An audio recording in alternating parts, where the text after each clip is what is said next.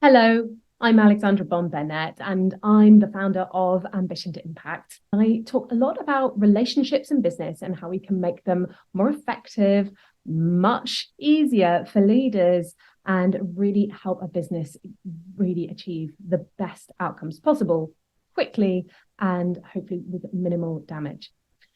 One of the things I talk about minimal damage, one of the things I'm here to chat about today is difficult conversations. Now, what is a difficult conversation? To be honest, it's anything that might cause delays, might damage relationships, and also is really uncomfortable. So this could cover a broad scope of situations and between different stakeholders as well. So it's really important that we look at the people involved rather than the situation and the topic. At the end of the day, a difficult conversation is high stakes, high emotions, and really something that people try to avoid at all costs. And that's understandable. We're all human. And I think that's the number one thing to remember with a difficult conversation is that it is humans dealing with humans and emotions reacting to emotions. Now, this is where a lot of things can go wrong because we unconsciously react to the emotions that are being presented to us and also our own internal emotions that are coming up in how you specifically deal with conflict. And that's a very important thing to know.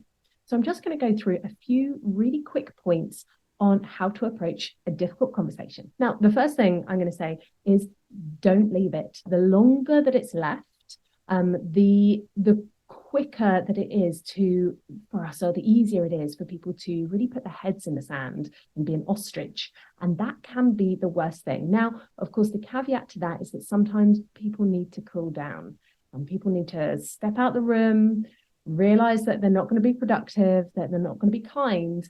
And actually, some things might be said that will, in fact, damage the relationship.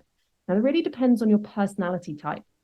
So the first thing is to really check in with the person and the people in the room that are having the conversation and what is their style of communicating. So someone who's very task focused and logical might appear to be emotionless and might not give someone who is very outgoing and people focused the reaction they need to feel validated. So for example, someone who remains very cool and calm under pressure. If we think about on Star Trek, you have Data, who is very emotionless. Also, people who identify as neurodivergent also might struggle with emotions. But someone who is high emotion and really revolves around relationships will need to see something, asking to see something from the other person. Sometimes a cool reaction can actually inflame. And this happens a lot. We see this in customer service a lot, where someone gets angry, they want to feel validated. I want to speak to the manager. And this is purely because they want to feel like someone is paying them the attention and cares about what they care about. So it's just answering those questions can really help by looking at who the people are in the situation and who you are. Next, I'd like you to think about how you deal with conflict yourself. What does that bring up for you? It's important to know before you go into a situation what any potential triggers might be. For instance, do you react when people are loud and shout and can appear as aggressive? What does that do to your nervous system? What does that bring out in you? Every conversation is a transaction. It's where we are asking something of the other person. We transact, we give, and it provokes a reaction in other people. How we can be really effective is being in control of that reaction. So that's what we're aiming to do. So by looking back and seeing how you deal with conflict, do you run into it? Do you run away from it? What do you do? It means that you can really help identify when you are going to get uncomfortable or when you might be overwhelmed with a certain feeling and how helpful and productive that will be to the conversation. The next thing is really looking at what's going on for that person. A lot of the time, the biggest problem with difficult conversations or any communication really, when it goes wrong, is when we are not correctly articulating what we say versus what we mean. There's a disconnect. So we might say, I'm fine. I'm feeling fine. However, the tone and the intonation are clearly communicating something very different.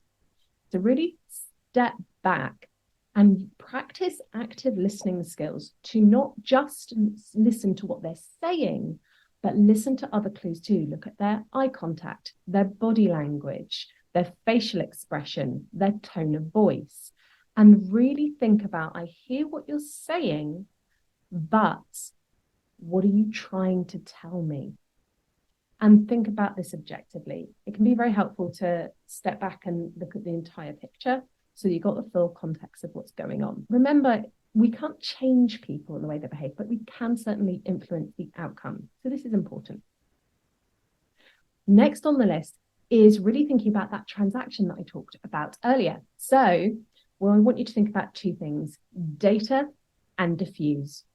Whereas I said it's important with some personalities to show emotion and to show you care, it is also very important to make sure we don't ignite more emotion and difficult emotions in a situation, and really realize that you are partnering together to come to a joint resolution. I call this being allied. And a lot of the time we use defensive language, and this can really blow up a situation.